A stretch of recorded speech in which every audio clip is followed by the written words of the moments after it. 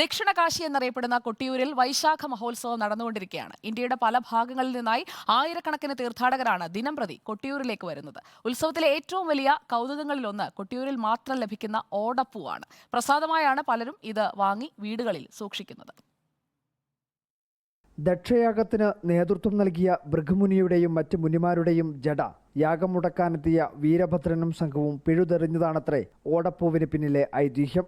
സതീദേവി ആഴിയിൽ ദഹിച്ചപ്പോൾ സഹിക്കാൻ വയ്യാതെ ശിവൻ തല തറയിലടിച്ചെന്നും അപ്പോൾ തെറിച്ചു വീണ സാക്ഷാൽ ശിവജട തന്നെയാണ് ഓടപ്പൂ എന്ന വിശ്വാസവുമുണ്ട്.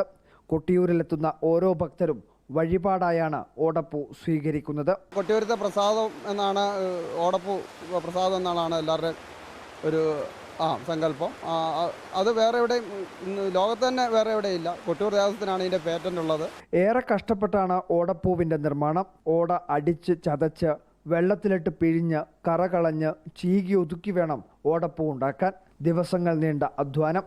ഓടേൻ്റെ കൂമ്പ് എടുത്ത് അത് മുറിച്ച് തിരിച്ചു പിടിച്ചിട്ട് അതിൻ്റെ കരിന്തൊലി ഇതുപോലുള്ള കരിന്തൊലി ചെത്തി കളഞ്ഞിട്ട് കല്ലുകൊണ്ട് ചതച്ച് ഇതാക്കുക. എന്നിട്ട് വെള്ളത്തിലിട്ട് അതിൻ്റെ പുളിപ്പ് കളയും. 2 ദിവസം വെള്ളത്തിലിട്ട് പുളിപ്പ് കഴിഞ്ഞിട്ടുള്ളതാണ് ഇത്. കമ്പി കൊണ്ട് ഉണ്ടാക്കിയേക്കുന്ന മൊനയൊക്കെ ആയിട്ടുള്ള ചീർപ്പാണ്. അതുകൊണ്ട് ഇങ്ങനെ ചീവി നാര് മാത്രമാക്കി അതിൻ്റെ ചോറ് കളയും.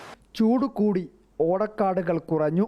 ദൂരങ്ങളിൽ നിന്നാണ് ഇപ്പോൾ ഓട എത്തിക്കുന്നത്. നേരത്തെയൊക്കെ ഇവിടെയുള്ള ഓടക്കാടുകളിൽ തന്നെ ഓട ശേഖരിക്കാൻ പറ്റുമായിരുന്നു. ഇന്നിപ്പോൾ ഇവിടുത്തെ തന്നെ ഓടക്കാടുകൾ പലതും നശിച്ചു പോയി.